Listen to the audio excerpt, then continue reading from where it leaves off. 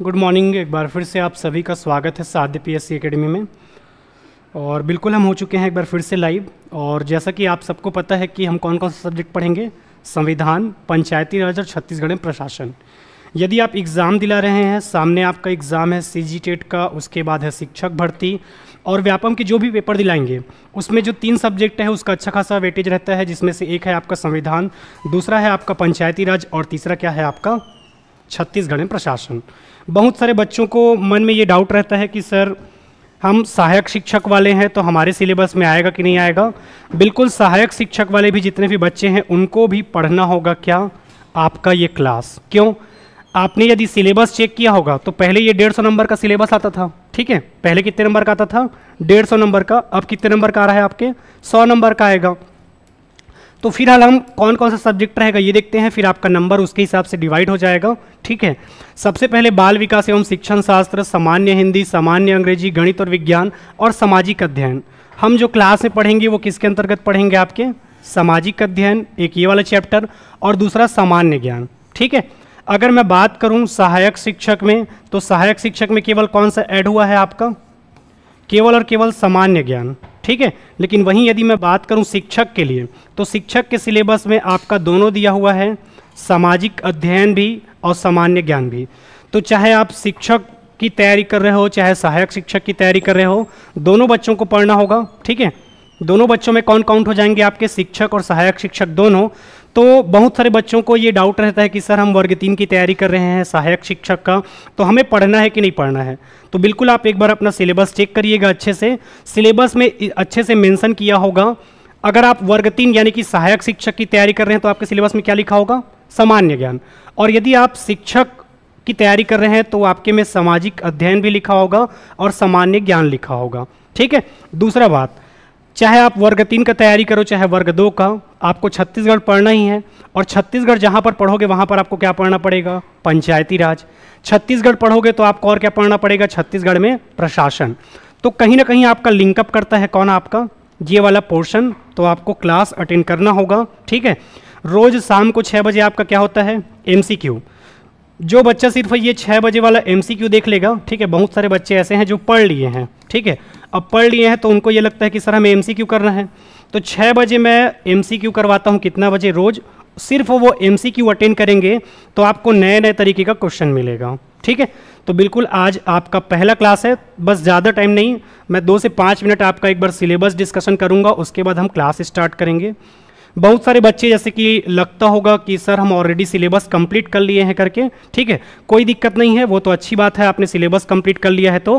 पर मैं और बहुत सारा नया नया चीज़ आपको पढ़ाऊंगा जो आपके शिक्षक भर्ती और सीजी टेट में दिया हुआ है उस सिलेबस को, ठीक है। जैसे कि आप सबको पता होगा कि राष्ट्रपति को हम कैसे हटाते हैं? महाभियोग जैसी प्रक्रिया से। पर आज की महाभियोग से, बिल्कुल सही, ठीक है। राष्ट्रपति को हम महाभियोग की प्रक्रिया से हटाते हैं, लेकिन आज की क्लास में मैं आपको बताऊंगा राष्ट्रपति को महाभियोग नहीं बल्कि इम्पीचमेंट की प्रक्रिया से हटाएंगे। किससे हटाएंगे? इम्पीचमेंट की प्रक्रिया, ठीक है। सबको पता है ना कि राष्ट्रपति को हम कैसे हटाते हैं? महाभियोग से हटाते हैं। पर आज की क्लास में मैं आपको बताऊंगा कि राष्ट्रपति को हम इम्पीचमेंट की प्रक्रिया से हटाएंगे। दूसरा, जो आपका महाभियोग है वो एक अर्धन्यायिक प्रक्रिया है। कैसी प्रक्रिया है महाभियोग? अर्धन्यायिक। अब आधे बच्चों को तो यही समझ नहीं आता है कि ये अर्धन्यायिक क्या है सर। तीसरा, मैं आज ही की क्लास में डिस्कशन करूंगा कि राष्ट्रपति का पद संवैधानिक है या नहीं। बहुत सारे बच्चों को कन्फ्यूजन होता है कि सर संवैधानिक किसको कहते हैं, अन्य संवैधानिक किसको कहते हैं, ठीक है। अब तक आपने 15 के 15 राष्ट्रपतियों का नाम तो याद कर लिया होगा, पर उनकी खासियत क्या है ये भी मैं डिस्कशन करूंगा आज की क्लास में।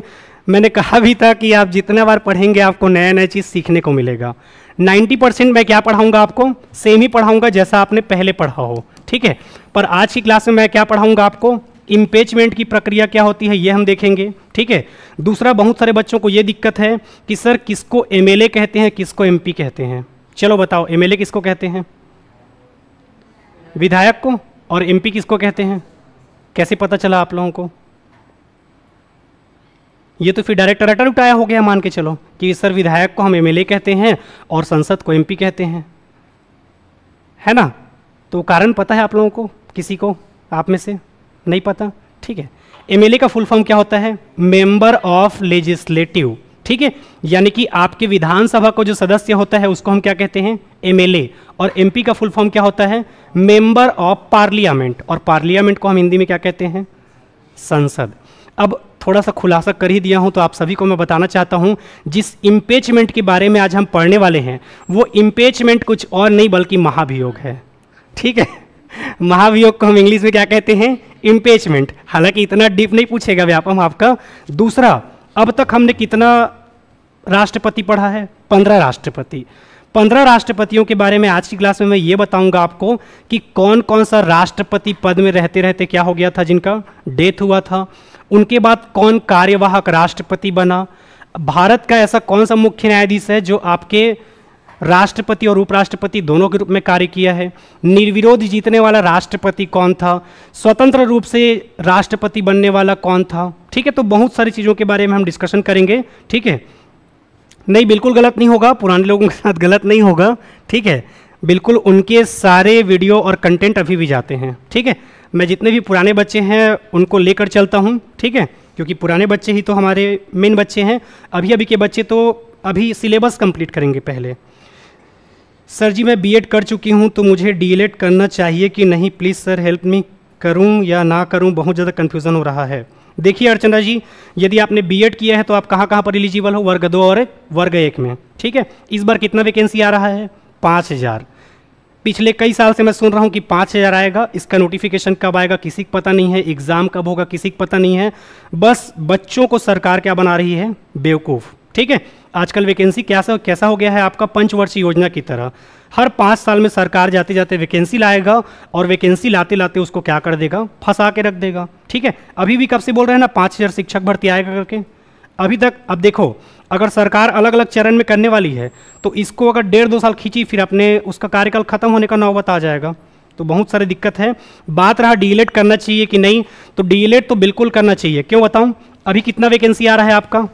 5000। ये 5000 में 1500 पोस्ट किसका है आपका? शिक्षक यानी कि वर्ग 2 का, और 2000 पोस्ट किसका है आपके? वर्ग 3 का, यानी कि सहायक शिक्षक का। इसमें भी आपका अलग अलग बटेगा, कला संकाय वालों को जाएगा, संस्कृत अंग्रेजी अलग अलग बटेगा, यानी कि ये 1500 और कम हो जाएगा। लेकिन सबसे ज़्यादा पोस्ट आपको किस में मिल रहा है? सहायक शिक्षक में। तो बिल्कुल डीएलएड तो करना चाहिए मेरे हिसाब से। ठीक है, बहुत सारे बच्चे जो बीएड कर लिए हैं वो आप किधर जा रहे हैं? डीएलएड करने के लिए। तो बिल्कुल आपको डीएलएड करना चाहिए यदि आपने एग्ज़ाम दिलाया है और फाइनेंशियल कंडीशन ठीक है तो। बहुत सारे बच्चे करना तो चाहते हैं पर फाइनेंशियल कंडीशन ठीक नहीं है। क्यों? डीएलएड करोगे फिर कितना खर्चा आएगा? 1 से 1.5 लाख रुपए, और 1 से 1.5 लाख वाले घर को मंगोगे ना तो घर वाले आपको बाहर कर देंगे। ठीक है, ले देकर तो कोचिंग करवाते हैं बीएड डीएड करने के बाद, मांग के देखना तो मेरे बीएड कर लिया हूँ पापा अब डीएलएड करना है करके घर से बाहर कर देंगे। ठीक है, इतना पढ़ा दिए, बहुत है, करने का मन बहुत सारे लोगों का है, पर सबसे बड़े क्या एक डायलॉग है क्या जी?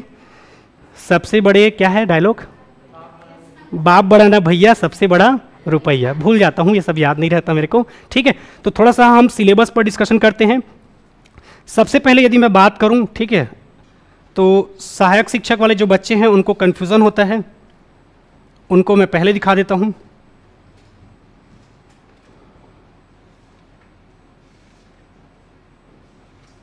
देखो, यदि आप सहायक शिक्षक यानी कि वर्ग 3 की तैयारी कर रहे हो, ठीक है, तो उसमें क्या लिखा होगा आपके सिलेबस में? सामान्य ज्ञान। ठीक है, जितने भी बच्चे सहायक शिक्षक की तैयारी कर रहे हैं वर्ग 3 का, उनके सिलेबस में क्या लिखा होगा? सामान्य ज्ञान। और सामान्य ज्ञान में जो मैं पोर्शन पढ़ाऊंगा वो ये वाला रहेगा, जिसमें भारतीय राजनीतिक व्यवस्था, संविधान, मौलिक कर्तव्य, मौलिक अधिकार, सूचना का अधिकार, राष्ट्रीय व्यक्तित्व, लोकतंत्र एवं चुनाव, लोकसभा एवं राज्यसभा। तो जितने भी सहायक शिक्षक वाले बच्चे हैं उनको ये वाला सामान्य ज्ञान वाला सिलेबस पढ़ना है। ठीक है, और जो शिक्षक की तैयारी कर रहे हैं यानी कि वर्ग 2 का, ठीक है, उनके में और डला हुआ है क्या आपका? सामाजिक अध्ययन। लेकिन शिक्षक वाले जितने भी बच्चे हैं उनको जानकर खुशी होगा कि दोनों को बराबर ही पढ़ना है। क्यों? वहाँ पर एक लाइन में लिखा है ना आपके सहायक शिक्षक में वो, और इधर जो जो टॉपिक दिया है वो दोनों लगभग क्या है आपका? सेम है। अब भाई राज्यसभा, लोकसभा या संसद को डाल दिया है तो बचता ही क्या है? संविधान में यदि आपने भाग 5 और भाग 6 पढ़ लिया तो कुछ नहीं बचता संविधान में। ठीक है, तो यदि आप शिक्षक की तैयारी कर रहे हैं तो यहाँ से आपका यूनिट नंबर 7, जिसमें क्या लिखा हुआ है? भारतीय संविधान की विशेषताएं, मूल अधिकार, मूल कर्तव्य, व्यवस्थापिका, कार्यपालिका और न्यायपालिका की संरचना, संसद डाल दिया, लोकसभा, राज्यसभा, राष्ट्रपति, राज्यपाल की संवैधानिक स्थिति, प्रधानमंत्री, मंत्रिमंडल, नगरीय और स्थानीय निकाय, फिर बचा ही क्या है आपके पढ़ने के लिए। ठीक है, तो ओवरऑल ये मान के चलिए कि जो आपका फेमस पार्ट है वो तो आपको पढ़ना ही होगा। ठीक है, पहले पेपर 150 नंबर का आता था, पर अब कितने नंबर का आता है आपका? 100 नंबर का। तो उस हिसाब से आपका कैलकुलेट होगा। बाकी देखो, जितने भी एसएसटी वाले बच्चे हैं वो तो आपका कॉमन सब्जेक्ट क्या रहेगा। बहुत सारे बच्चे प्रश्न करते हैं कि सर हम मैथ्स पढ़े कि नहीं पढ़े, हम शिक्षक या सहायक शिक्षक की तैयारी कर रहे हैं, एसएसटी वाले बच्चे हैं, तो हम मैथ्स पढ़े कि नहीं पढ़े। देखो, मैथ्स डलेगा कि नहीं डलेगा ये केवल कौन जानेगा? आपका डीपीआई यानी कि शिक्षा विभाग वाला जानेगा। और अभी फिलहाल नोटिफिकेशन आया नहीं है, पर आपका कुछ भी सिलेबस सेट हो जाएगा, उसमें सीडीपी रहेगा कि नहीं रहेगा? रहेगा। हिंदी रहेगा कि नहीं रहेगा? रहेगा। अंग्रेजी रहेगा कि नहीं रहेगा? रहेगा। सामाजिक अध्ययन रहेगा कि नहीं रहेगा? रहेगा। कंप्यूटर रहेगा और सामान्य ज्ञान। तो इतना पोर्शन पहले कंप्लीट करके रख लीजिए। फिलहाल मैथ्स पढ़ते रहिए, अगर सिलेबस में नहीं डलेगा तो मत पढ़ना। ठीक है, पढ़ने में ज़्यादा टाइम लगता है, छोड़ने में नहीं लगता। मैथ कोई सिलेबस से कुछ गायब हो जाता है तो मेरे एक भयंकर खुशी होता है। क्यों? अब देखो, 150 नंबर में भी इतना ही सिलेबस आपको पढ़ना है और 100 नंबर में भी इतना ही सिलेबस पढ़ना है। ठीक है, तो उससे अच्छा तो ये है कि टॉपिक हट जाए, वो ज़्यादा अच्छा है। तो अभी फिलहाल मैथ्स पढ़ते रहिए, शिक्षक सहायक शिक्षक दोनों, जब आपका नोटिफिकेशन आएगा तो उसमें क्लियर करेगा। पर मुझे लग रहा है कि नहीं तो 5 या 10 नंबर का देगा ही देगा। ठीक है, क्योंकि आप सहायक शिक्षक बन गए, किसी दिन मैथ्स वाला टीचर नहीं आया तो ये बोलोगे मैं गणित नहीं पढ़े हूँ सर, नहीं पढ़ा सकूँ, ऐसा थोड़ी ना बोलोगे। सहायक शिक्षक मतलब आप पहली से 5वीं तक कोई भी क्लास मिलेगा तो उसमें क्या करोगे। और दूसरा, आप 6वीं से 8वीं तक भी ये नहीं बोल सकते हैं। ठीक है, कि सर मेरे मैथ्स नहीं आता करके ऑनलाइन बच्चों को जाके जोड़ना घटाना सिखाओगे। तो फिलहाल अभी पढ़ते रहिए। ठीक है, चलिए अब हम अपने टॉपिक की ओर आते हैं। ठीक है, और जितने भी पुराने बच्चे हैं उनको भी आज बहुत सारा नया चीज़ सीखने को मिलेगा। सबसे पहले जो अब आजकल व्यापम का ट्रेंडिंग चल रहा है, और व्यापम के ट्रेंडिंग के हिसाब से हमें क्या देखना है? राष्ट्रपतियों का क्रम। ठीक है, जब भी आप कोई चैप्टर पढ़ेंगे तो क्या पढ़ेंगे? राष्ट्रपतियों का क्रम पढ़ेंगे। 15 के 15 राष्ट्रपति आपको मुंह जुबानी याद रहना चाहिए। ठीक है, रहेगा 15 के 15। और देखने में अभी थोड़ा सा अजीब लगेगा कि सर हम 15 के 15 राष्ट्रपतियों का क्रम कैसे याद रखेंगे, पर आजकल व्यापम क्या खेल रहा है आपका? सीक्वेंस। ठीक है, और जितने भी ऑफलाइन वाले और बच्चे बच गए हैं, कल से आप लोग आ जाइएगा। ठीक है, थोड़ा बहुत कभी लेट हो जाता है तो अलग चीज़ है, बाकी कोशिश करिए 10 बजे आने का, चाहे आप शिक्षक की तैयारी कर रहे हो, चाहे शिक्षक सहायक शिक्षक का। और कल से प्रॉपर नोट्स बना हुआ रहना चाहिए आपके पास। ठीक है, किसी के पास एकदम ज़्यादा दिक्कत है तब की बात अलग है, बाकी अगर आप सिर्फ तैयारी कर रहे हैं सब चीज़ छोड़ के, तो आपके पास प्रॉपर क्या होना चाहिए? नोट्स होना चाहिए। ऐसे अभ्यर्थी जो दिन भर काम कर रहे हैं या घर में दिन भर हाउस वाइफ हैं, उन लोगों को बस छूट है। हालांकि आप लोग भी कोशिश करिए, क्योंकि टीचर बनने के बाद ये इतनी बोलोगे कि सर मैं हाउस वाइफ हूँ तो नहीं कर पाऊँगी 10 बजे ड्यूटी। 10 बजे आपको पहुँचना पड़ेगा, क्योंकि आजकल स्टाफ में क्या चलता है पता है? हिजगा पारी। हिजगा मतलब समझते हो छत्तीसगढ़ी में? ठीक है, मैं 10 बजे आगे रहा हूँ, वो मैडम का बननी इसे, ऐसा वाला चलता है आजकल। तो आपको 10 बजे पहुंचना ही होगा। ठीक है, तो सबसे पहले आज की क्लास में हम क्या पढ़ेंगे? राष्ट्रपतियों का क्रम। ये राष्ट्रपतियों के बारे में आपने बहुत सुना होगा, पर आज मैं ऐसा खुलासा करूंगा इन राष्ट्रपतियों के बारे में जिसके लिए आपको और इधर उधर पढ़ने की आवश्यकता नहीं है। एनसीईआरटी का बुक कुछ भी पढ़ने की आवश्यकता नहीं है। मैं ऑलरेडी यहाँ आने से पहले क्या पढ़ के आता हूँ? एनसीईआरटी का बुक ही पढ़ के आता हूँ। ठीक है, आपको क्या लगता है अगर मैं राष्ट्रपति पढ़ाने वाला हूं तो आज मैं 5 ठो बुक पढ़ के आया हूं? कितना ठो बुक? 5 ठो। उसमें एनसीईआरटी का बुक शामिल है, उसके बाद अलग अलग आपके जो ऑथेंटिक बुक है वो पढ़ के आया हूं। तो चुपचाप जितना बताऊंगा उसको नोट कर लो और उसी को बार बार क्या करते रहो? रिविजन। एक एक्स्ट्रा दिमाग लगाने की आवश्यकता नहीं है। ठीक है, राष्ट्रपति को मैं पूरा निचोड़ के रख दूंगा। जो टॉपिक हम पढ़ेंगे कोई भी चीज़ आपके पेपर में बाहर नहीं होगा, बस आप लोग बार बार क्या करना? रिविजन। और 6 बजे मैं क्या करवाऊंगा? MCQ। अब ईमानदारी से बताना, कल जो 6 बजे MCQ हुआ है, 6 बजे नहीं, कल तो 5 बजे हुआ था, बाकी दिन हम कितना बजे करेंगे? 6 बजे। कितने लोग देखे हो? ठीक, अब बाकी लोग क्यों नहीं देखे? नहीं हो क्या आप लोग ग्रुप में? देखना है। ठीक है, अभी तक नहीं देखे कोई बात नहीं, पर आज से देखना है। जितना MCQ प्रैक्टिस करोगे उतना आपका अच्छा रहेगा। ठीक है, नहीं स्मृति जी, मेरे सब्जेक्ट के लिए फिलहाल आपको कुछ भी पढ़ने की आवश्यकता नहीं है। मैं सारा जो अपडेट वाला चीज़ भी बताऊंगा वो सारा आपके कंटेंट में डलवा दूंगा। तो सबसे पहले आप देख रहे हैं, ठीक है, हमारे देश के प्रथम राष्ट्रपति बनते हैं कौन? आपके डॉक्टर राजेंद्र प्रसाद। तो लगातार 2 कार्यकाल के लिए हमारे राष्ट्रपति बनेंगे जिनका नाम क्या रहेगा, डॉक्टर राजेंद्र प्रसाद। उसके बाद कौन बनेंगे आपके, डॉक्टर एस राधाकृष्णन। उसके बाद कौन बनेंगे आपके, डॉक्टर जाकिर हुसैन। डॉक्टर जाकिर हुसैन के बाद कौन बनेंगे आपके, वीवी गिरी। वीवी गिरी के बाद कौन बनेंगे, फ़खरुद्दीन अली अहमद। फ़खरुद्दीन अली अहमद के बाद कौन बनेंगे, एन संजीव रेड्डी, यानी कि आपका नीलम संजीव रेड्डी। उसके बाद आपके Giani Zail Singh, R Venkataraman, doctor Shankar Dayal Sharma, K R Narayanan, doctor APJ Abdul Kalam, Shrimati Pratibha Devi Singh Patil, Pranab Mukherjee, Ramnath Kovind और द्रौपदी मुर्मू। अब कई लोगों को यहाँ पर काउंटिंग में दिक्कत हो रहा होगा, ठीक है, चलो मैं काउंटिंग करवा देता हूँ। 1 2 3 4 5 6 7 8 9 10 11 12 13 14 15 और 16। कितने लोग हो गए, 16। मैंने आपके नोट्स में डलवाया होगा कि राष्ट्रपति का क्रम कौन सा है, 15। तो सर या तो आप गलत बता रहे हो या तो यहाँ पर गलत लिखा होगा, ठीक है। तो यहाँ पर हम राष्ट्रपतियों के क्रम को कैसे काउंट कर रहे हैं, ठीक है। एक ही व्यक्ति लगातार 2 बार बना है आपका, कौन है, डॉक्टर राजेंद्र प्रसाद। तो इनको हम नाम के क्रम के आधार पर हमने इनको क्या दे दिया है, पहला नंबर, ठीक है। लगातार 2 बार बने हैं, हालांकि कार्यकाल अलग अलग था, लगातार 2 कार्यकाल के लिए बने थे, कौन आपके, डॉक्टर राजेंद्र प्रसाद। चूंकि हम नामों के क्रम के आधार पे इसका क्रम का निर्धारण करते हैं, इसीलिए डॉक्टर राजेंद्र प्रसाद को दोनों कार्यकाल के आधार पे भी हमने क्या दिया है, पहला नंबर। उसके बाद दूसरे नंबर के राष्ट्रपति कौन थे, doctor S Radhakrishnan. Doctor S Radhakrishnan के बारे में भी मैं बताऊंगा। ये भारत के राष्ट्रपति बनने से पहले क्या थे, उपराष्ट्रपति। देश के प्रथम उपराष्ट्रपति कौन थे आपके, डॉक्टर एस राधाकृष्णन। यदि आपने एमसीक्यू रोज देखा होगा तो आपको ये चीज़ें ऑलरेडी पहले से पता होगा। तीसरे नंबर पे हैं आपके डॉक्टर जाकिर हुसैन। डॉक्टर जाकिर हुसैन के बारे में याद रखना है, ये पहले मुस्लिम राष्ट्रपति हैं। क्या चीज़ याद रखना है, पहले ये पहले मुस्लिम राष्ट्रपति हैं। दूसरा, पद में रहते रहते इनकी क्या हो जाती है, मृत्यु। बड़ी दिलचस्प कहानी है, पद में रहते रहते 1969 में इनकी क्या हो जाती है, मृत्यु हो जाती है। केवल 2 साल का कार्यकाल हुआ रहता है। उसके बाद, ठीक है, उसके बाद आपके इनके जगह बनते हैं कौन, आपके वीवी गिरी। अस्थायी तौर पे कौन बनते हैं आपके, वीवी गिरी। कैसे वीवी गिरी बने, तो वीवी गिरी उस टाइम भारत के उपराष्ट्रपति थे। और हमारा कॉन्सेप्ट क्या कहता है कि यदि राष्ट्रपति का पद खाली है, यदि राष्ट्रपति का पद खाली है तो कार्यवाहक राष्ट्रपति कौन बनता है आपका, उपराष्ट्रपति। तो उस समय भारत के उपराष्ट्रपति कौन थे, वीवी गिरी। बड़ी दिलचस्प कहानी है कि वीवी गिरी का कुछ समय के पश्चात वो त्यागपत्र दे देते हैं। क्यों त्यागपत्र देते हैं, क्योंकि उनको राष्ट्रपति का चुनाव लड़ना था। किसका चुनाव लड़ना था, राष्ट्रपति का। अब देश में कोई राष्ट्रपति नहीं है, देश में कोई उपराष्ट्रपति नहीं है, तो अब बने तो बने कौन। तो उस समय आपके भारत के सीजीआई रहेंगे, भारत के क्या रहेंगे, सीजीआई, मोहम्मद हिदायतुल्लाह। मोहम्मद हिदायतुल्लाह जो उस टाइम भारत के क्या रहेंगे, सीजीआई। तो याद रखना है, ये अस्थायी तौर पे भारत के उपराष्ट्रपति और राष्ट्रपति के रूप में कार्य करने वाले पहले क्या बन जाएंगे, मुख्य न्यायाधीश।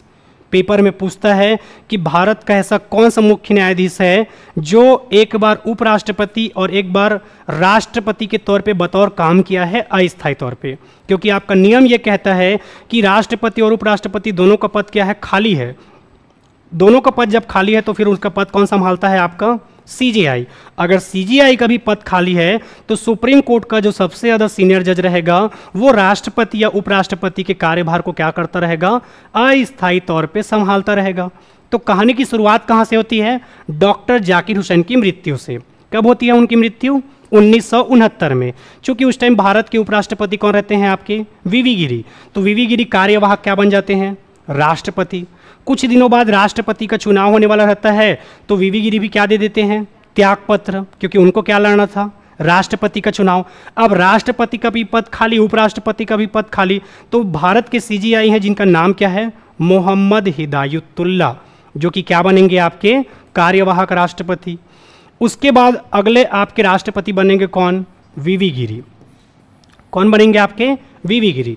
तो वीवी गिरी के बारे में क्या याद रखोगे, ये स्वतंत्र रूप से राष्ट्रपति बनने वाले व्यक्ति थे। अब आखिर ये स्वतंत्र रूप से क्या है सर, तो जैसे कि आप कभी भी चुनाव लड़ते हो तो क्या करते हो आप, या तो आप बीजेपी के कैंडिडेट रहोगे या तो कांग्रेस के, या कोई और अन्य पार्टी है तो अन्य पार्टी के रहोगे, पर ये बिना किसी पार्टी का टैग लगाए, ठीक है, याद रखना है, बिना किसी पार्टी का टैग लगाए जीतने वाले व्यक्ति कौन थे आपके? वीवी गिरी। वीवी गिरी का संबंध छत्तीसगढ़ में से भी है। छत्तीसगढ़ में आपका 3 बार मिल मजदूर आंदोलन होता है। कब कब मिल मजदूर आंदोलन होता है? एक बार 1920, 1924 और 1947। पेपर वाला कूट में ये भी प्रश्न पूछता है कि भारत का ऐसा राष्ट्रपति कौन है जो छत्तीसगढ़ के मिल मजदूर आंदोलन में आने वाले थे और आके उन्होंने सामंजस्य किया था। तो 1920 की बात है। अब 1920 मतलब भारत तो आज़ाद हुआ नहीं है। तो छत्तीसगढ़ में जो पहला मिल मजदूर आंदोलन होता है आपके राजनांदगांव में, ठीक है, ठाकुर प्यारेलाल का नाम आपने सुना होगा। तो वहाँ पर जो सामंजस्य स्थापित करने वाले थे मिल के मजदूर और जो मालिक था कंपनी का, ठीक है, बीएनसी मिल, उनके बीच संबंध स्थापित करने वाला और जो भी झगड़ा लड़ाई था उसको समाप्त करने वाला व्यक्ति कौन था आपका? वीवी गिरी। तो छत्तीसगढ़ के परिप्रेक्ष्य से भी आपका इंपॉर्टेंट है। अगले राष्ट्रपति बनेंगे कौन? फखरुद्दीन अली अहमद। और बड़ी दिलचस्प बात यह है कि इनका मृत्यु भी पद में रहते रहते हो जाता है, यानी कि 15 राष्ट्रपतियों में आपको 2 राष्ट्रपति मुस्लिम मिलेंगे और इनकी मृत्यु कैसे हो जाती है? पद में रहते रहते। अगला है आपका एन संजीव रेड्डी। नाम क्या है इनका पूरा? नीलम संजीव रेड्डी या एन संजीव रेड्डी भी याद रखोगे तो कोई दिक्कत नहीं है। याद रखना है, अब तक जितने भी राष्ट्रपति बने थे इनके विरोध में कोई ना कोई चुनाव लड़ता था, पर नीलम संजीव रेड्डी एक ऐसे व्यक्ति थे जो कि निर्विरोध चुनाव जीते थे। तो पेपर में यदि पूछेगा कि निर्विरोध चुनाव जीतने वाले व्यक्ति कौन थे, तो वो कौन थे आपके? नीलम संजीव रेड्डी। कौन थे आपके? नीलम संजीव रेड्डी थे। अगला है आपका ज्ञानी जैल सिंह। ज्ञानी जैल सिंह के बारे में याद रखना है पॉकेट वीटो, ठीक है। अभी बहुत सारा मेरा शब्द समझ नहीं आ रहा होगा आप लोगों को, क्योंकि आप लोग अभी अभी पढ़ रहे हो, पर मैं और पढ़ाऊंगा, इसको टेंशन मत लेना। जब हम अनुच्छेद 111 पहुंचेंगे तो वहां पर मैं आपको क्या बताऊंगा? पॉकेट वीटो, ठीक है। वीटो पावर होता है अनुच्छेद 111 में, जो कि 3 प्रकार का होता है, एक अत्यंतकारी, एक निलंबनकारी और एक आपका पॉकेट वीटो। पॉकेट वीटो का मतलब क्या होता है? जब किसी विधेयक या बिल पर, ये विधेयक या बिल क्या है इसे भी मैं आगे समझाऊंगा, अभी बस एक बार सुने बस रहो, ठीक है। आज का क्लास केवल क्या करना है? आपको सुनना है, क्योंकि आज मैं पढ़ाने नहीं बल्कि क्या मानने आया हूँ? गप मारने। गप मारना मतलब समझते हो ना, ठीक है, इधर उधर का बात करने। और अभी कंटिन्यू मैं क्लास स्टार्ट हुआ तब से गप मार ही रहा हूँ, आप लोगों को समझ भी आ रहा होगा। तो आज की क्लास में केवल क्या करना है? आपको सुनना है, ठीक है। अभी आगे मैं बताऊँगा तो सारा चीज़ नोट डाउन करवाऊँगा, टेंशन मत लेना। तो ये आपको याद रखना है, ज्ञानी जैल सिंह, इन्होंने क्या किया था? किसी विधेयक या बिल को, जब आप किसी विधेयक या बिल को ना तो रद्द करो और ना ही पुनर्विचार के लिए लौटाओ, उसे हम क्या कहते हैं? पॉकेट वीटो, ठीक है। जैसे कि फॉर एग्जांपल के तौर पे हम सब जा रहे हैं रास्ते में मिला 500 का नोट। अब मैं सामने खड़ा हुआ था, मैं दौड़ के जाऊंगा और 500 के नोट को पकड़ूंगा और किस में डाल दूंगा? जेब में, ठीक है। एक बार ऐसी हुआ था, मैं और मेरा दोस्त जा रहे थे पैदल, सामने 50 रुपये का नोट पड़ा हुआ था, तो वो मुझे उठाएगा करके देख रहा था, मैं उसे उठाएगा करके देख रहा था, एक तीसरा लड़का आया वो उठा के चला गया, ठीक है। तो कभी कभी ऐसा हो जाता है, तो उसे ही हम क्या कहेंगे? Pocket veto. सीधा उठाओ और जेब में डाल दो, ना तो किसी विधेयक को आप रद्द करो और ना ही पुनर्विचार के लिए लौटाओ, उसे हम क्या कहते हैं? Pocket veto. तो एक विधेयक आया था आपका 1986 में, डाक संशोधन विधेयक, जिस पर पहली बार पॉकेट वीटो का प्रयोग किया था किन्होंने? आपके ज्ञानी जैल सिंह ने। अगला है आपके आर वेंकटरमन, ठीक है। तो आर वेंकटरमन के बारे में याद रखना है कि ये भी उपराष्ट्रपति रहे हैं भारत के। उसके बाद क्या बने हैं? आपके राष्ट्रपति। मैं आगे पढ़ाऊंगा कि कौन कौन से ऐसे व्यक्ति हैं जो राष्ट्रपति बनने के साथ साथ उपराष्ट्रपति बनने के साथ साथ आपके राष्ट्रपति भी बने हैं, क्योंकि पेपर में कई बार प्रश्न पूछता है, नाम दे देगा और पूछेगा कि इनमें से कौन कौन से व्यक्ति उपराष्ट्रपति बनने के साथ साथ क्या थे? आपके राष्ट्रपति भी थे। टेंशन मत लेना, ठीक है। उसके बारे में भी मैं एक तरीका बताऊंगा। राधा वीवी के साथ आ जा। राधा किसके साथ आ जा? वीवी के साथ आ जा। अब आप लोगों का सोच अगर अच्छा होगा तो वो वीवी सुनाई दे रहा होगा, वरना कई लोगों को वो बीबी सुनाई देगा, ठीक है। जबकि मैं क्या बोल रहा हूँ? वीवी। अब कई लोगों को वो बीबी सुनाई देगा तो मैं क्या कर डालूंगा, ठीक है। तो राधा किसके साथ आ जा? वीवी के संग आ जा। तो राधा से क्या हो गया? डॉक्टर सर्वपल्ली राधाकृष्णन। वीवी से क्या हो गया? आपके वीवी गिरी। उसके बाद राधा वीवी के संग, संग से क्या हो जाएगा? शंकर दयाल शर्मा। आ जा, तो आ से क्या हो जाएगा? आर वेंकटरमन। और जा से क्या हो जाएगा आपका? जाकिर हुसैन। तो ये आगे मैं पढ़ाऊंगा, ठीक है, जहां पर आपको बताऊंगा कि ये उपराष्ट्रपति बनने के साथ साथ क्या थे आपके राष्ट्रपति। अब यहां पर यदि मैं बात करूं, ठीक है, चलो, तो वो जो तरीका मैं बता रहा हूं उसके हिसाब से यदि मैं यहां पर काउंट करूं तो यहां पर क्या क्या हो जाएगा आपका। पहले मैंने क्या बताया, राधा, तो राधा से क्या हो गया, राधा कृष्णन। उसके बाद किसके साथ आ जा, वीवी के साथ आ जा। संघ से क्या हो गया, शंकर दयाल शर्मा। आ से क्या हो गया, आर वेंकटरमन। और फिर जा से क्या हो गया, जाकिर हुसैन। तो ये 5 व्यक्ति ऐसे हैं जो कि भारत के उपराष्ट्रपति बनने के साथ साथ क्या बने हैं, राष्ट्रपति। ठीक है, अभी देखो सीक्वेंस आगे पीछे भले दिख रहा है भाई, क्योंकि मैंने क्या बना दिया है वहाँ पर, एक ट्रिक जनरेट किया है, तो उसमें भले आगे पीछे हो रहा है, ठीक है। वरना इसके हिसाब से देखोगे तो पहले एस राधाकृष्णन बने होंगे उपराष्ट्रपति के बाद राष्ट्रपति, उसके बाद कौन बना होगा, जाकिर हुसैन, क्योंकि 1969 में उनकी क्या हो जाती है, मृत्यु। ठीक है, तो ये खैर मैं आगे बताऊंगा, अभी टेंशन मत लेना। आज की क्लास में केवल क्या करना है, आपको सुनना है। आप सब ने सीडीपी पढ़ा है, और सीडीपी का रूल क्या कहता है बताओ, LSRW। तो आज की क्लास में हमें केवल क्या करना है, सुनना है। ठीक है, उसके बाद कहाँ जाएंगे हम, बोलने पे। बोलेगा कौन, मैं बोल ही रहा हूँ। तो आज की क्लास में हमारे ये दोनों हो जाएगा। ठीक है, थोड़े समय पश्चात में क्या करूँगा, राइटिंग यानी कि लिख लिख के पढ़ाऊँगा, और उसके बाद फिर क्या हो जाएगा आपका, आर से रीडिंग होता है। ठीक है, आर से रीडिंग होता है। मेरे को पता है आप लोग सब पढ़ पढ़ के बैठ गए हो, सीडीपी पूरा चाट लिए हो, और यहाँ पर मैं कुछ भी गलत बोल दिया धोखे से तो फिर क्या हो जाएगा, ठीक है, वार। तो ये आपको याद रखना है। हम कहाँ तक पहुँचे हैं, आर वेंकटरमन, डॉक्टर शंकर दयाल शर्मा। जब मैंने आपको शंकर दयाल शर्मा के बारे में बताया था, ठीक है, तो जिन्होंने पंचायती राज पढ़ लिया होगा उनको तो याद होगा। मैंने 2 भगवान का नाम याद करने को कहा था, कौन कौन सा, एक शंकर भगवान और एक विष्णु भगवान। विष्णु भगवान के अवतार कौन है आपके, नरसिंह अवतार। आजकल मूवी भी चल रहा है क्या आपका, नरसिंह अवतार मूवी भी चल रहा है। तो जब भारत में पंचायती राज लागू हो रहा था उस समय भारत के प्रधानमंत्री कौन थे, PV नरसिम्हा राव, और भारत के राष्ट्रपति कौन थे आपके, शंकर दयाल शर्मा। और पेपर में कई बार पूछा है कि जब पंचायती राज, देखो ये कब बना है, 1992 में, और 73वां संविधान संशोधन कब होता है आपका, 1992 में। तो पंचायती राज के समय आपके भारत के राष्ट्रपति कौन थे, तो कौन थे आपके, शंकर दयाल शर्मा। KR नारायण के बारे में कुछ विशेष याद रखने की आवश्यकता नहीं है। उसके बाद आ गए आपके मिसाइल मैन। कौन आ गए, मिसाइल मैन। तो मिसाइल मैन कहने का मतलब क्या है आपका, ठीक है, एक ऐसे व्यक्ति जो कि साइंटिस्ट थे। क्या थे, साइंटिस्ट।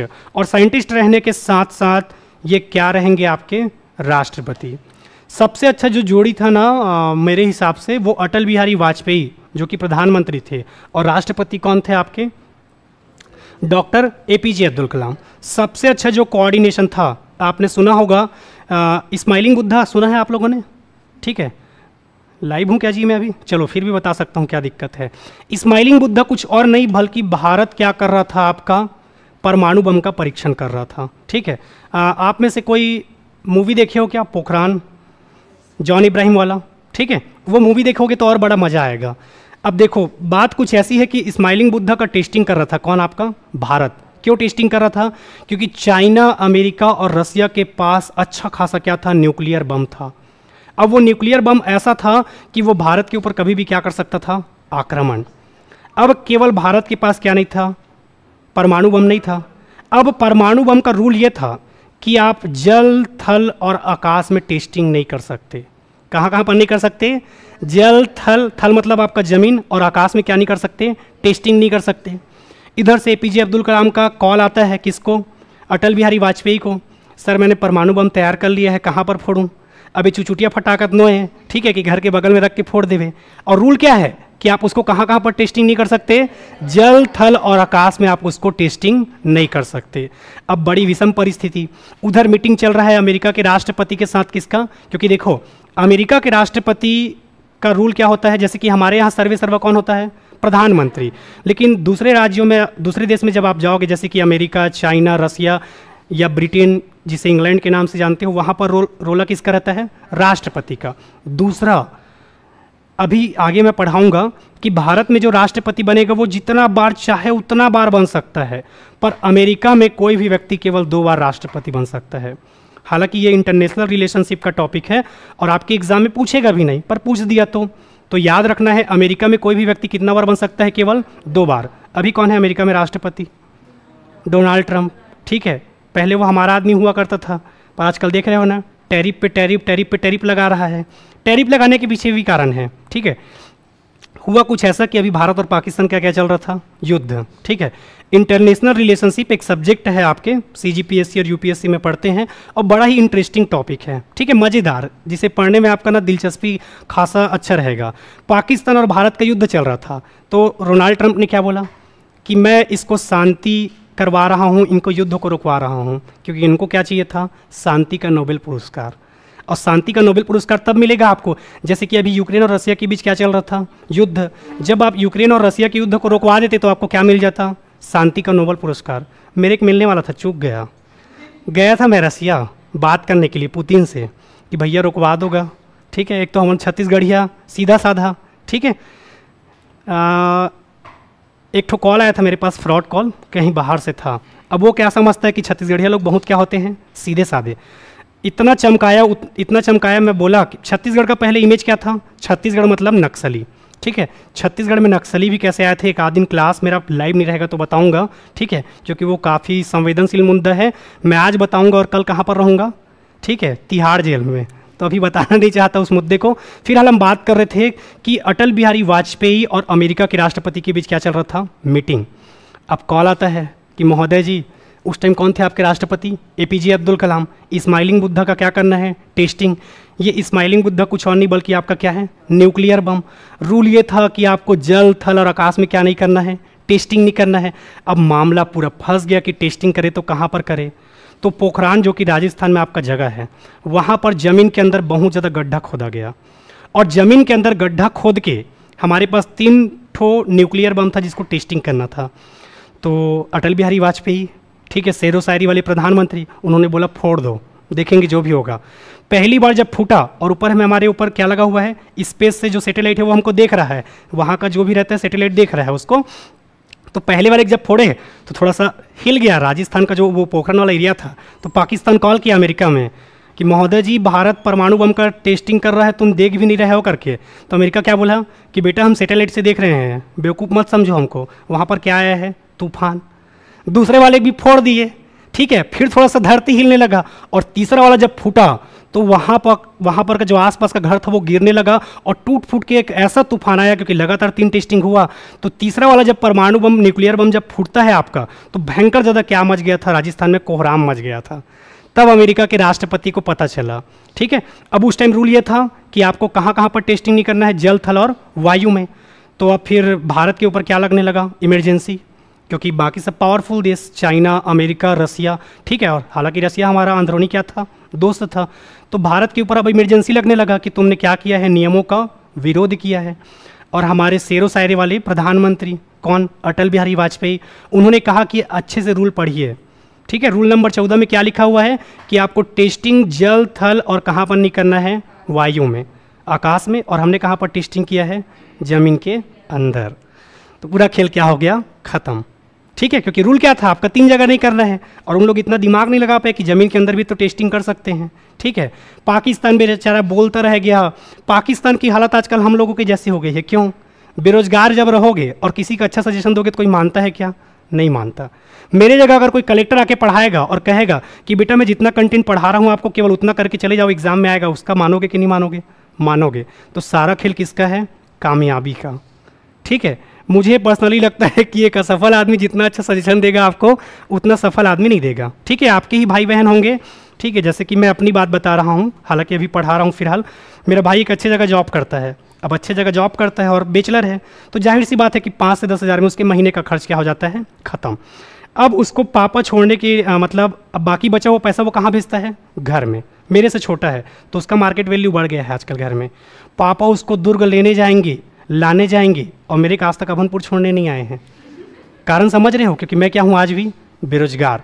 ऐसा नहीं है कि बेरोजगार था, मेरे पास भी मौका था पर मैं किया नहीं। ठीक है, 3-4 जगह अलग अलग, क्योंकि मेरा बैकग्राउंड इंजीनियरिंग वाला था, कैंपस में अच्छा जगह सेलेक्ट हुआ था, पर मेरे का आग लगा हुआ था कि क्या नहीं करना है? प्राइवेट नौकरी, आप लोगों की तरह। क्या लगा मेरे को क्या करना चाहिए? सरकारी नौकरी। ठीक है, तो कैसे करोगे? तो बेरोजगार होगे तो कोई नहीं सुनता ना। वैसे ही पाकिस्तान का हाल था उस टाइम। कई बार बताया अमेरिका को कि भैया स्माइलिंग बुद्धा का टेस्टिंग कर रहे हैं, चेक कर लो चेक कर लो।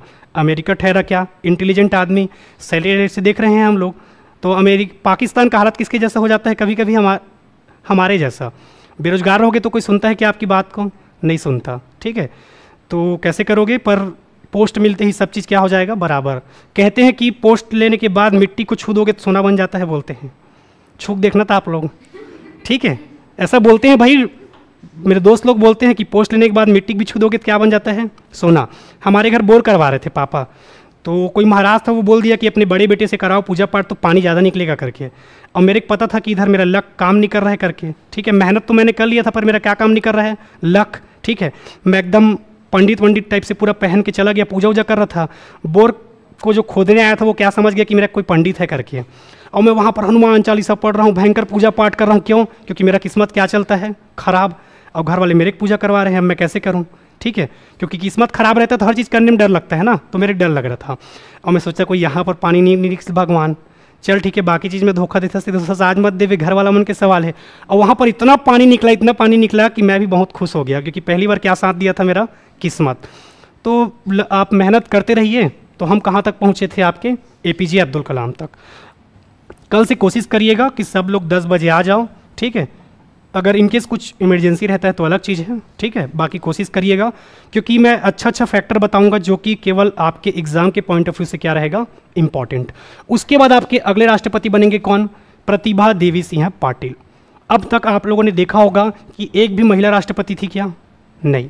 जैसे ही प्रतिभा देवी सिंह पाटिल क्या बनती है, आपकी राष्ट्रपति बनती है, और ये भारत की क्या हो जाएगी, प्रथम महिला राष्ट्रपति। तो पेपर में यदि पूछेगा तो याद रखना है, भारत की प्रथम महिला राष्ट्रपति कौन थी, प्रतिभा देवी सिंह पाटिल। अगला कौन है आपके, प्रणब मुखर्जी। प्रणब मुखर्जी के बाद कौन है आपके, रामनाथ कोविंद। और रामनाथ कोविंद के बाद कौन है आपके, द्रौपदी मुर्मू। अब दूसरी महिला कौन बन गई है, द्रौपदी मुर्मू। लेकिन यदि अनुसूचित जनजाति के मामले में कहेगा, जनजाति यानी कि ST, ठीक है। उड़ीसा में मुर्मू को क्या किस में काउंट करते हैं, आपके जनजाति में काउंट करते हैं। तो पेपर में पूछ क्या रहा है, देख लेना। दूसरी महिला राष्ट्रपति पूछेगा तो कौन है, द्रौपदी मुर्मू। और पहली अनुसूचित जनजाति से बनने वाली महिला राष्ट्रपति कहेगा तो कौन है, द्रौपदी मुर्मू, ठीक है। तो पेपर में पूछा क्या है ये देख लेना आप लोग। तो इस प्रकार से आपके राष्ट्रपतियों का क्या खत्म होता है, किस्सा और कहानी, ठीक। अब उसके बाद मैं आपको और डीप में थोड़ा ले चलता हूँ, ठीक है। यहाँ पर आप देख रहे हैं भिलाई स्टील प्लांट के बारे में आपने सुना होगा। किसके सहयोग से बना है भिलाई स्टील प्लांट, रूस के सहयोग से, ठीक है। और रूस और भारत की मित्रता का प्रतीक क्या है आपका, मैत्री गार्डन। गए हो मैत्री गार्डन, ठीक है। नहीं गए हो तो जाना, कभी अच्छा जगह है, ठीक है। जो खासकर इस एरिया वाले हो उन लोग जाना, क्योंकि आप लोगों का सीमित कहाँ तक होगा, ये नंदनवन, ठीक है।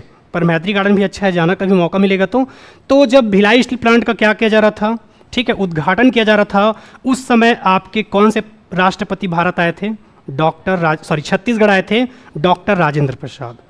याद रखना है, डॉक्टर राजेंद्र प्रसाद आपके एक ऐसे व्यक्ति हैं जो भिलाई स्टील प्लांट के किस में आए थे, उद्घाटन में। इसके बाद कई सालों का गैप रहता है, और कई सालों के गैप के बाद जब द्रौपदी मुर्मू क्या बनती है, राष्ट्रपति, तो ये फिर से छत्तीसगढ़ के दौरे पर आती है। और छत्तीसगढ़ में आपने एक संग्रहालय सुना होगा, महंत घासीदास संग्रहालय, सुना है, कहाँ पर है, ठीक है। अब खैर मैं तो रायपुर का नहीं हूँ तो मुझे अच्छे समझ नहीं आता लोकेशन, मुझे बस इतना पता है कि गढ़ कलेवा जहाँ पर है, क्योंकि खाना और मेरा अटूट संबंध है, ठीक है। तो गढ़ कलेवा के बगल में क्या है आपका, महंत घासीदास संग्रहालय, और घड़ी चौक के आसपास है। तो ये दूसरी राष्ट्रपति बन जाएंगी जो कहाँ पर आएंगी, छत्तीसगढ़ के दौरे पे। चूँकि आप सभी को पता है कि जितने भी सेंट्रल यूनिवर्सिटी होते हैं, केंद्रीय विश्वविद्यालय, उनके कुलपति कौन होते हैं, राष्ट्रपति। और छत्तीसगढ़ में एकमात्र विश्वविद्यालय है केंद्रीय, कौन सा है आपका, गुरु घासीदास। कब हुआ था उसका स्थापना, बताओ, छत्तीसगढ़ पढ़ते हो ना आप लोग, बताइए। गुरु घासीदास विश्वविद्यालय की स्थापना कब हुई थी, चलिए जल्दी से बताइए। चलो आप लोग बताना उसको, ठीक है। चलो तो सबसे पहले हमने नाम क्या देखा आपका, 15 राष्ट्रपति हैं। पहला नाम हमने क्या देखा, डॉक्टर राजेंद्र प्रसाद, डॉक्टर राजेंद्र प्रसाद, ठीक है। दूसरे कार्यकाल के लिए भी आपके राष्ट्रपति बनते हैं कौन, आपके डॉक्टर राजेंद्र प्रसाद। अब इनके बारे में क्या याद रखोगे, ठीक है, पेपर में प्रश्न पूछेगा लगातार 2 कार्यकाल के लिए, लगातार 2 कार्यकाल के लिए राष्ट्रपति बनने वाले व्यक्ति कौन थे आपके? डॉक्टर राजेंद्र प्रसाद। हाँ, नाम के कारण से एक ही व्यक्ति 2 बार बन गया है, इसीलिए उसको एक काउंट करते हैं। जैसे कि हम लोग टोटल गिनोगे तो 16 हो गया है, पर डॉक्टर राजेंद्र प्रसाद 2 बार बने थे, इसीलिए उनको हम 1 नंबर काउंट करते हैं नाम के कारण से। ठीक है, जो क्रम का काउंटिंग कर रहे हैं वो किस आधार पे कर रहे हैं? आपके नाम के आधार पे। ऐसे में तो आपका 16 हो जाएगा, गिनो 1 और 2 तो यहीं पर हो जाएगा। अब मैंने अभी थोड़ी देर पहले बताया था कि अमेरिका में एक बार कोई भी व्यक्ति कितना बार राष्ट्रपति बनता है? 2 बार। पर भारत में ऐसा कुछ रूल रेगुलेशन नहीं है, एक व्यक्ति जितना बार भी बनना चाहे उतना बार क्या बन सकता है? आपका राष्ट्रपति। अच्छा, एक चीज़ हमने और पढ़ा हुआ है, ठीक है, कि जब कोई भी व्यक्ति राष्ट्रपति बनता है और जब योग्यताओं के बारे में हम देखते हैं तो हम उसमें क्या देखते हैं? योग्यता या शर्त जब पढ़ते हैं तो लाभ के पद पर ना हो। क्या पढ़ते हैं? लाभ के पद पर। आज की क्लास में मैं आपको ये भी बताऊंगा कि अगर कोई व्यक्ति राज्यपाल है, कोई व्यक्ति लोकसभा या राज्यसभा का सदस्य है, कोई व्यक्ति मंत्री परिषद में है या मंत्रिमंडल का मंत्री है, तो क्या उसे हम लाभ के पद पर काउंट करेंगे? बताओ बताओ, क्यों नहीं करोगे जी? लाभ का पद बोल रहे तो क्यों नहीं करोगे? लाभ का पद मतलब क्या होता है? सरकार के किसी फायदे के हिस्से में उसका हिस्सेदारी ना हो, तो क्यों काउंट नहीं करोगे? ठीक है, ऐसा आप लोग पेपर में बैठे बैठे सोचोगे, तो इसीलिए मैं क्लियर कर दूं कि अगर कोई भी व्यक्ति राज्यपाल है, लोकसभा या राज्यसभा का सदस्य है, प्रधानमंत्री है या किसी अन्य मंत्री परिषद का सदस्य है, उसको हम लाभ के पद पर काउंट नहीं करते। ठीक है, क्यों काउंट नहीं करते? अभी आपके जो जैसे कि जगदीप धनखड़ जब उपराष्ट्रपति बने थे तो उसके पहले वो कहाँ के राज्यपाल थे? पश्चिम बंगाल के। तो याद रखना है, राज्यपाल का पद हम काउंट नहीं करते। द्रौपदी मुर्मू जो कि राष्ट्रपति बनने से पहले क्या थी? झारखंड की क्या थी? राज्यपाल। तो इन लोगों को हम लाभ के पद पर काउंट नहीं करते। ठीक है, लाभ के पद पर हम किसको काउंट करेंगे? यदि कोई व्यक्ति सरकारी नौकरी में है, जैसे कि आप लोग टीचर बन गए, टीचर बनने के बाद आपका मन किया क्या बनने का? राष्ट्रपति। ठीक है, तो आपको कहाँ से त्यागपत्र देना पड़ेगा? पहले टीचर के पद से। कल सुप्रीम कोर्ट का एक जजमेंट आया है, देखिए आप लोग, जो ऑलरेडी नौकरी कर रहे हैं उसको भी अब क्या क्लियर करना होगा? टीचर। अच्छा हो गया कि आप लोग अब बनोगे टीचर। अब आप सोचो कोई आदमी 50-55 साल का होगा, उसको पढ़ने का मन करेगा जी? यहाँ 25-26 साल के रहोगे तो पढ़ने का मन नहीं करता। कब नौकरी लगे भगवान और पुस्तक कापी ठंडा करो, ऐसा मन करता रहता है। मेरा नहीं, बाकी लोगों का। ठीक है, अलग अलग लोगों का मन करता है कि नहीं करता? ठीक है, किसी कोई ऐसा है हमारे क्लास में जो एकदम दिल की इच्छा से पढ़ने का मन करता होगा? किसी का? सब मजबूरी में पढ़ रहे हो ना? ठीक है, कर कि कोई ऐसा है कि सर मैं शौक के लिए पढ़ रहा हूँ, ऐसा कोई नहीं हो ना? सबको नौकरी चाहिए। ठीक है, तो अब सुप्रीम कोर्ट का जजमेंट भी मुझे समझ नहीं आया। ठीक है, उसमें स्पष्ट लिख दिया है कि यदि आपको प्रमोशन चाहिए या फिर आपका एज यदि 5 साल से ज़्यादा बचा हुआ है तो आपको क्या करना है करके लिखा हुआ है उसमें? टेट क्लियर करना होगा। ठीक है, अब इतना जब ला रहा है सुप्रीम कोर्ट तो ये मान के चलिए कि जब आप व्याख्याता की तैयारी करोगे तो कुछ दिनों में, और हो सकता है इसी नोटिफिकेशन में मत दिख जाए आपको, कि आपको व्याख्याता के पद के लिए भी क्या दिलाना होगा? टेट। अभी बहुत सारे बच्चे क्यों बच जाते हैं? क्योंकि यदि आप व्याख्याता की तैयारी कर रहे हैं और टेट क्लियर नहीं है तो व्याख्याता में छत्तीसगढ़ में क्या नहीं मांगता? टेट नहीं मांगता। केवल आपका क्या होना चाहिए? पीजी और बीएड। फिर आप क्या बन जाओगे? व्याख्याता। तो जल्द ही आपकी व्याख्याता के लिए भी क्या होने वाला है? टेट का परीक्षा। जब वो नौकरी कर रहा है, उनको नहीं छोड़ रहा है, तो फिर आप लोग तो फिर क्या हो? अभी बेरोजगार हो। ठीक है, तो करवाएगा। तो डॉक्टर राजेंद्र प्रसाद के बारे में ये याद रखना है, भारत में रूल ये कहता है कि एक ही व्यक्ति जितना बार भी चाहे उतना बार क्या बन सकता है? राष्ट्रपति। पर मैं आपको अभी से कह रहा हूं कि एक व्यक्ति एक से ज़्यादा बार नहीं बनेगा। क्यों? एक ही व्यक्ति का चेहरा तो हम राज्य सरकार का नहीं देख पाते। एक बार बीजेपी एक बार कांग्रेस कर रहे हैं, तो एक ही व्यक्ति कैसे आप बार बार राष्ट्रपति बनाओगे? दूसरा, राजनीतिक उथल पुथल रहता है। ठीक है, इस बार तुमको बना दिया तो अगले बार किसको बनाएंगे? इसको बनाएंगे, ऐसा वाला चलता रहता है आपका। ठीक है, जो पार्टी से नाखुश रहता है उनको ऐसी सब पद दे दिया जाता है, ले जाता हूँ खुश रह करके। और सबसे घटिया चीज़ तो ये है कि यदि आप राष्ट्रपति बन गए, उसके बाद राष्ट्रपति का पद छोड़ोगे, उसके बाद आपको पेंशन मिलेगा। और इधर मर मर के आप लोग पढ़ रहे हो, टीचर बनने के बाद आपको पेंशन मिलेगा कि नहीं मिलेगा इसका कोई गारंटी नहीं है। ठीक है, कुछ लोगों को बोलते हुए मैंने सुना था, अभी 62 साल है टीचर की रिटायरमेंट का उम्र, कुछ लोग बोल रहे थे कि 65 साल कर दो करके। अरे भैया, जब उनका 65 साल करोगे तो आप लोगों को कहाँ से नौकरी मिलेगा? भले 62 का और कितना कर दो? 60। आप ही लोग सोचो, 62 साल में आप पढ़ाने की स्थिति में रहोगे? डंडा लेके चलते रहोगे। क्यों? क्योंकि अभी क्या खा रहे हो आप? मोमोस। तो बाद में वो डंडम लगा रहेगा मोमोस, ठीक है, पकड़ पकड़ के चलने वाला मोमोस का डंडा बने रहेगा, देखना, ठीक है। तो 62 साल में आप पढ़ाने के एज में खुद नहीं रहोगे, तो वो 62 का भले क्या हो जाए आपका 60, तो वो चल जाता। तो भारत के राष्ट्रपति के बारे में याद रखना है, लगातार 2 बार राष्ट्रपति बनने वाले व्यक्ति कौन थे आपके? डॉक्टर राजेंद्र प्रसाद। डॉक्टर राजेंद्र प्रसाद के बाद कौन बनेंगे आपके? डॉक्टर सर्वपल्ली राधाकृष्णन। इनके बारे में याद रखना है, ठीक है। सबसे पहले कि अभी क्या आने वाला है 5 तारीख को शिक्षक दिवस, तो शिक्षक दिवस के रूप में आप किसके जन्मदिन को मनाते हो? डॉक्टर सर्वपल्ली राधाकृष्णन के जन्म को तो ये राष्ट्रपति भी थे और क्या थे आपके? उपराष्ट्रपति। तो भारत के प्रथम उपराष्ट्रपति कौन थे? पेपर में पूछेगा तो याद रखना है कौन थे आपके? डॉक्टर सर्वपल्ली राधाकृष्णन। और ये आगे चल के फिर क्या बनते हैं आपके? राष्ट्रपति। तो पेपर में यदि पूछेगा तो याद रखना है राष्ट्रपति बनने के साथ साथ आपके उपराष्ट्रपति भी बने थे, जिनका नाम क्या था? डॉक्टर सर्वपल्ली राधाकृष्णन, ठीक है। मुझे यकीन नहीं था कि इतने लोग आ जाओगे करके, और देख के अच्छा भी लग रहा है, ठीक है, क्योंकि और सुबह भी कराने के पीछे कारण ये है, ठीक है, मेरे क्लास मिल रहा था 5 बजे, अब 5 बजे आप लोगों के घर जाने का टाइम हो जाता है, ठीक है, तो मज़ा नहीं आता। बच्चे जब बैठे रहते हैं ना तो मज़ा आता है पढ़ाने में, ठीक है। मतलब ऐसा लगता है कई बार तो कि मैं खुद ही पढ़ रहा हूँ, क्या ऐसा लगता रहता है, अकेले पढ़ाता रहता हूँ शाम को, तो ठीक है, मैं बोला 10 बजे करवा देता हूँ। फिर मुझे पूरा भरोसा था कि जितने ऑफलाइन वाले बच्चे हैं उनका क्लास कितना बजे होता है? 11 बजे। इन लोग कितना बजे आएंगे? 10:30 पौने 11 को। तो ज़बरदस्ती और मैसेज डलवाया, पर अगर आज धोखे से नहीं आए रहते तो फिर मेरा क्या दिखे रहते आप लोग। हालांकि मेरे पास तीसरा नेत्र नहीं है, पर वो मेरा ये चश्मा के बाद 5वां खुल जाया रहता, ठीक है, अगर नहीं आते तो। क्योंकि मैं ये चाहता हूं कि वैकेंसी ऑलरेडी कम है, तो आप लोग पूरी तरीके से रेडी रहो नोटिफिकेशन आने के पहले। नोटिफिकेशन आने के बाद दिन रात करके आप क्या करते रहो? सिर्फ MCQ और टेस्ट, ठीक है। तो डॉक्टर सर्वपल्ली राधाकृष्णन के बारे में याद रखना है, ये राष्ट्रपति बनने के साथ साथ क्या थे आपके? उपराष्ट्रपति।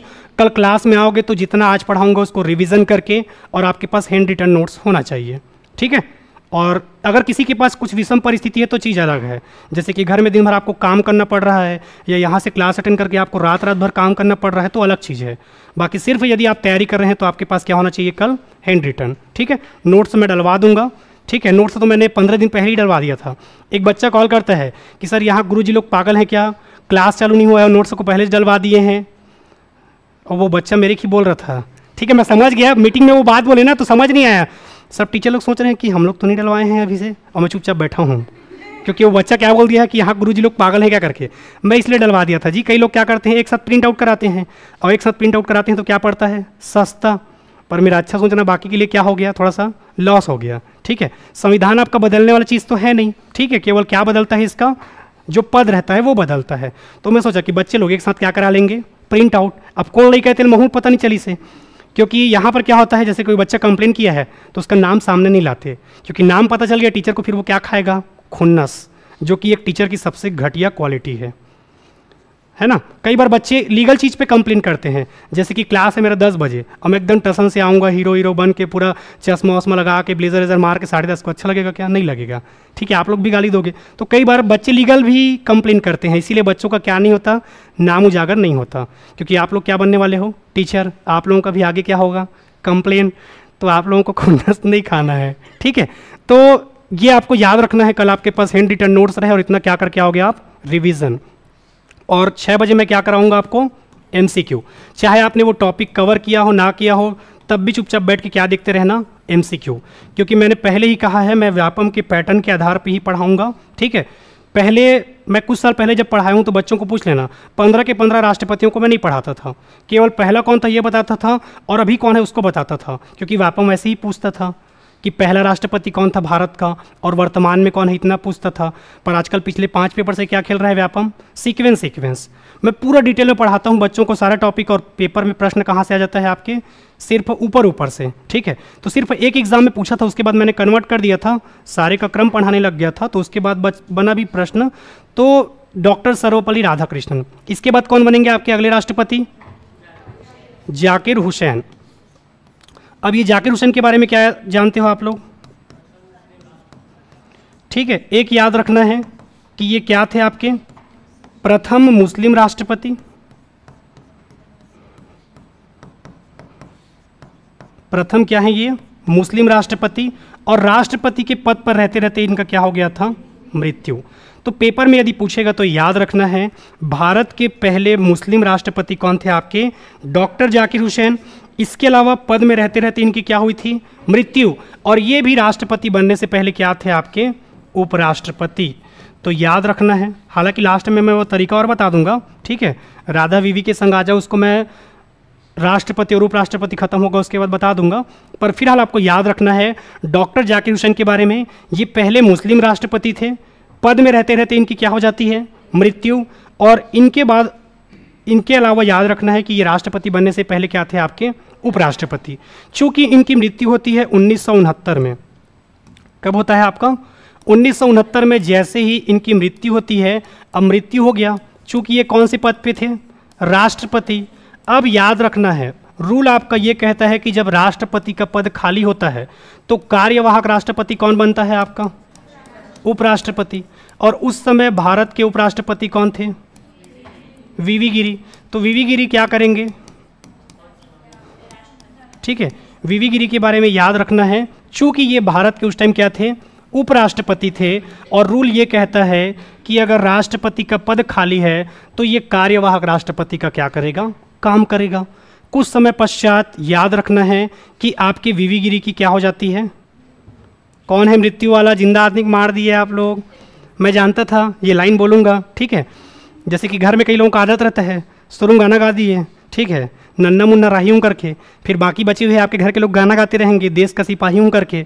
वैसे ही आप लोग हो, ठीक है। वीवी गिरी के बारे में याद रखना है, कुछ ही समय पश्चात भारत में क्या होने लगा? राष्ट्रपति का चुनाव। और जब राष्ट्रपति का चुनाव होगा, ठीक है, तो ये अपने पद से क्या दे देंगे? त्यागपत्र। अब मामला फंस गया, भारत में राष्ट्रपति का पद भी खाली हो गया और उपराष्ट्रपति का। अब रूल ये कहता है कि राष्ट्रपति या उपराष्ट्रपति का पद खाली है तो फिर हम कार्यवाहक राष्ट्रपति फिर किसको बनाएंगे? ठीक है, तो यहाँ पर बनेगा आपका सीजीआई। और सीजीआई का नाम क्या है? मोहम्मद हिदायतुल्लाह। इनके नाम पे भारत छत्तीसगढ़ में क्या है आपका? Law university. तो भारत के एक ऐसे सीजीआई कहने का मतलब क्या है आपका? चीफ जस्टिस ऑफ इंडिया, या हिंदी में हम उसे क्या कहते हैं? सर प्रिंट आउट कहाँ से निकलेगा? डाउनलोड फाइल में आ जाता है। अच्छा, आजकल डाउनलोड करने का ऑप्शन नहीं मिलता क्या? तब तो और बढ़िया हो गया है, आपको मेहनत करना ही पड़ेगा, नोट्स बनाना ही पड़ेगा, ठीक है। मतलब चाहे कान को इधर से पकड़ो चाहे उधर से, नोट्स बनाना ही पड़ेगा। यहाँ सब किसी के पास दिक्कत तो नहीं है ना? कोई ऐसा जो टाइम नहीं मिल पाता, कोई ऐसा दिक्कत नहीं है? आराम से बनाओ, कोई दिक्कत नहीं है। पर कब तक बनाना है? अगले दिन क्लास में आने से पहले, ठीक है, क्योंकि 24 घंटे का टाइम रहेगा आपके पास। एक बार जाके सर से बात कर लेना, ठीक है। आप लोग मेरे ख्याल से डाउनलोड का ऑप्शन देना चाहिए था, एक बार बात कर लेना सर से, ठीक है। सर से बात करोगे फिर वही कुछ करवा पाएंगे। तो भारत के एक ऐसे सीजीआई कहने का मतलब क्या है? भारत का मुख्य न्यायाधीश। अभी सीजीआई क्या है ये भी आप लोगों को समझ नहीं आ रहा होगा, धीरे धीरे समझ आएगा, ठीक है। अभी आज की क्लास में केवल क्या करना है बोला मैं? सुनना है। तो भारत के जो सीजीआई हैं, इनका नाम है मोहम्मद हिदायतुल्लाह। ये भारत के अस्थायी तौर पे राष्ट्रपति और उपराष्ट्रपति बनते हैं। तो पेपर में प्रश्न भी आता है कि भारत का ऐसा कौन सा सीजीआई है जो अस्थायी तौर पे कुछ समय के लिए राष्ट्रपति भी बना था और उपराष्ट्रपति। क्योंकि रूल ये कहता है कि जब राष्ट्रपति और उपराष्ट्रपति दोनों का पद खाली हो जाए, ठीक है, राष्ट्रपति और उपराष्ट्रपति दोनों का पद खाली हो जाए, तो आपका कार्यवाहक राष्ट्रपति कौन बनता है? मोहम्मद हिदायतुल्लाह, जो कि क्या है आपका? सीजीआई बनता है आपका, ठीक है। और अभी तो खैर ऐसा कंडीशन आपका आया नहीं है। अब अभी आपके उपराष्ट्रपति का पद खाली है। किसका पद खाली है? उपराष्ट्रपति का। तो इनकेस अगर कुछ इमरजेंसी पड़ जाता है तो उनके पद पर कौन आएगा? सीजीआई, ठीक है। क्योंकि आपको ये भी लग रहा होगा कि वहाँ पर उपसभापति भी तो है सर करके, पर उपसभापति नहीं आता। एक तो ऑलरेडी आपका चुनाव का प्रक्रिया उस टाइम करवाया जाता है जब आपका ज़्यादा कुछ काम ना हो, ठीक है। तो अभी कुछ ही दिनों में आपका क्या हो जाएगा? उपराष्ट्रपति का चुनाव। और अगला उपराष्ट्रपति कौन बनने वाला है बताया था मैंने ना, कौन बनेगा? उसका कारण भी मैंने बताया था, ठीक है। आप लोग नहीं देखते क्या जी? कंझट लगता है क्या? चेहरा देखते हैं वही बार बार देखा करो। यदि आप एसएसटी वाले हो तो कोई भी चीज़ मत छोड़ना, ठीक है। मैं अगर क्लास में कुछ भी बोल रहा हूँ, हर एक चीज़ आपके एग्जाम के दृष्टिकोण से इंपॉर्टेंट रहेगा। तो ये आपको याद रखना है किसके बारे में, ठीक है? आपके डॉक्टर जाकिर हुसैन। समझ गए ना कहानी क्या है?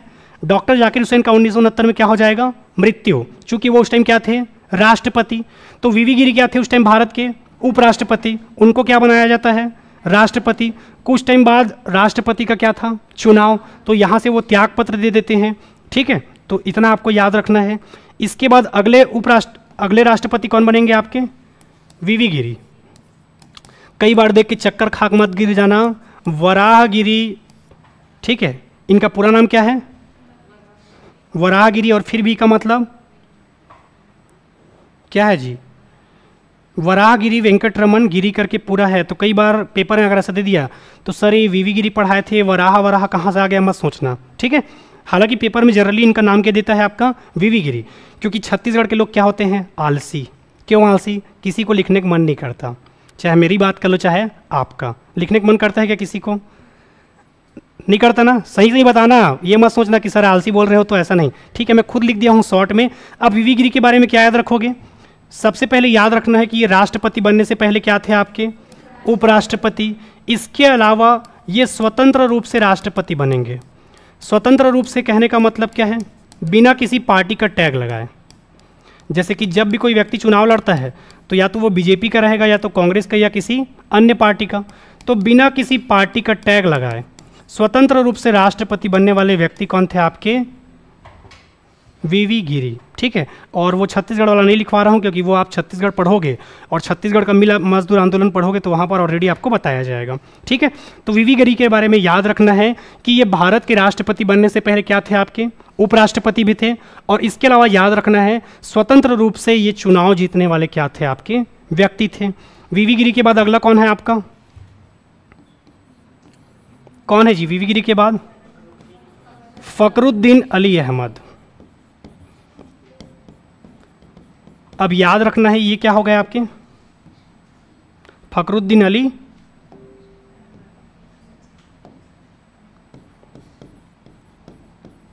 अब याद रखना है इनका मृत्यु भी कैसे होता है आपके, पद में रहते हुए क्या हो जाती है इनकी मृत्यु।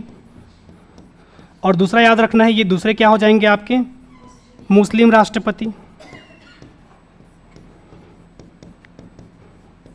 अब हो सकता है इन लोगों का डेथ हुआ था ना, मतलब ऐसा कोई साजिश वाजिश के तहत मारे थे, ऐसा नहीं है कि इन लोग मुस्लिम हैं तो उसको मार दिए, क्या ऐसा वाला नहीं है आपका। अच्छा सॉरी,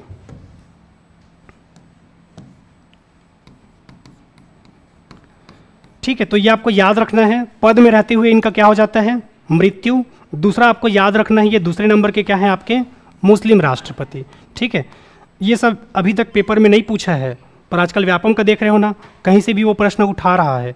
पहले ये आपका CGPSC या UPSC में ऐसा सब पूछा जाता था, पर चूंकि इस बार SST का क्या आ रहा है वैकेंसी, तो कुछ भी पूछ सकता है वो। ठीक है, कुछ भी इधर उधर पढ़ने की आवश्यकता नहीं है, जितना मैं नोट्स दूंगा, जितना क्लास में बता रहा हूँ उसको अच्छे से नोट डाउन करते जाइए, और सिर्फ जहाँ से भी आपको मिले क्या करिए, MCQ का प्रैक्टिस। ठीक है, अब देखो अगर 30 में आप 25 प्रश्न बना ले रहे हो इस टॉपिक से, तो फिर आपका रेशियो क्या है, अच्छा खासा है। ठीक है, 30 में 25 मतलब आप लोग 95-96% बना रहे हो, और सिलेक्शन कितने में होता है आपके, 70% में, तो काफ़ी आगे रहोगे। तो याद रखना है आपको फखरुद्दीन अली अहमद। ठीक, चलो सबसे पहले इन पांचों का नाम याद रखो। पहले नंबर पे कौन थे आपके, डॉक्टर राजेंद्र प्रसाद। डॉक्टर राजेंद्र प्रसाद के बाद हम राष्ट्रपति किसको बनाएंगे, डॉक्टर सर्वपल्ली राधाकृष्णन। उसके बाद आपके डॉक्टर जाकिर, 3 अक्षर का जाकिर है। कितने अक्षर का जाकिर है, 3। देखो पहला तो नहीं भूलोगे ना, पहला कौन था, डॉक्टर राजेंद्र प्रसाद, नहीं भूलोगे, मेरे पूरा विश्वास है। ठीक है, दूसरा कौन है आपके, डॉक्टर सर्वपल्ली राधाकृष्णन। ये राष्ट्रपति बनने से पहले क्या थे, भारत के प्रथम उपराष्ट्रपति। तीसरे नंबर पे 3 अक्षर का कौन है, डॉक्टर जाकिर हुसैन। 4 अक्षर का वीवी गिरी, गिन लो 4 अक्षर नहीं है क्या, है ना।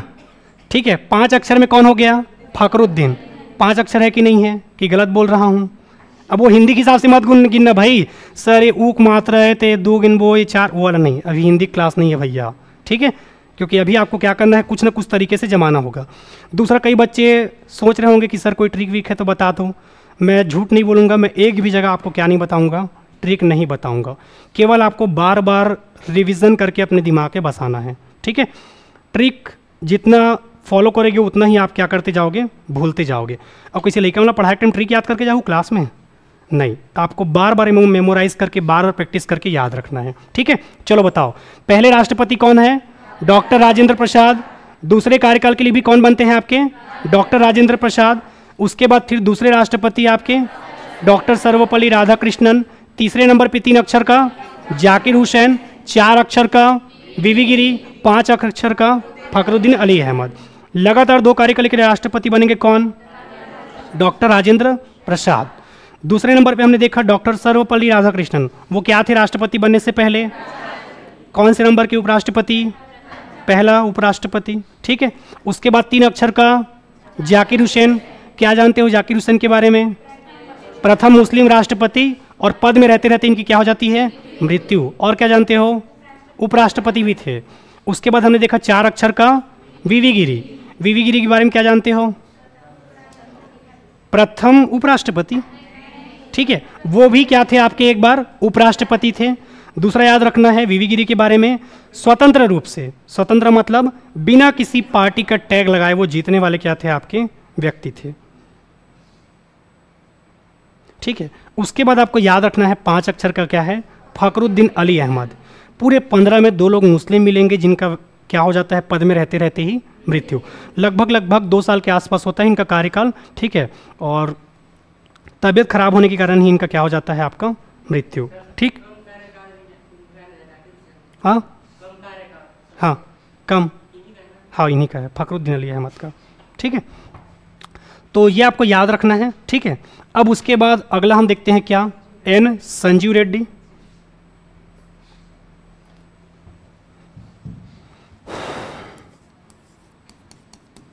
एन संजीव रेड्डी। एन संजीव रेड्डी के बारे में क्या जानते हो आप लोग? निर्विरोध। निर्विरोध मतलब समझ गए? जिसके अपोजिट में कोई ना रहे, ठीक है।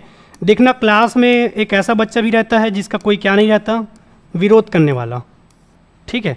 लेकिन ये भी खासियत है कि हो सकता है वो पढ़ाई में एकदम ज़्यादा आगे ना हो, इसीलिए उसका कोई क्या नहीं करता? विरोध। जितना आप आगे बढ़ोगे उतने आपके क्या बढ़ते जाएंगे? विरोधी, ठीक है। पर विरोधी पॉजिटिव वे में होना चाहिए भाई, पता नहीं आप और अलग अलग तरीके से विरोधी पैदा कर रहे हो तो अलग चीज़ें। अगर पॉजिटिव वे में आपके विरोधी हैं, ठीक है, तो अच्छी बात है।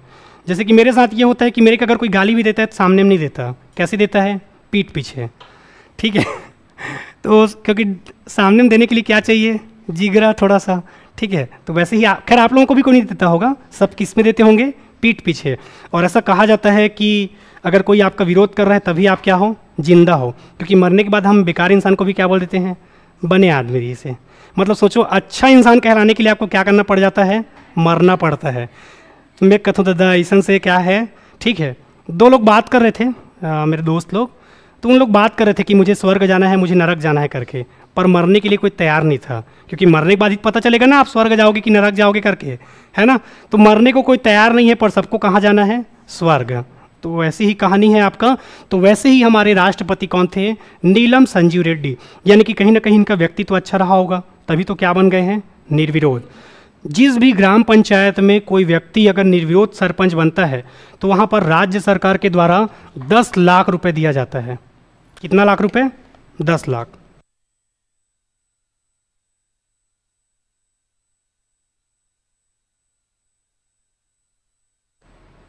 चलिए, तो यह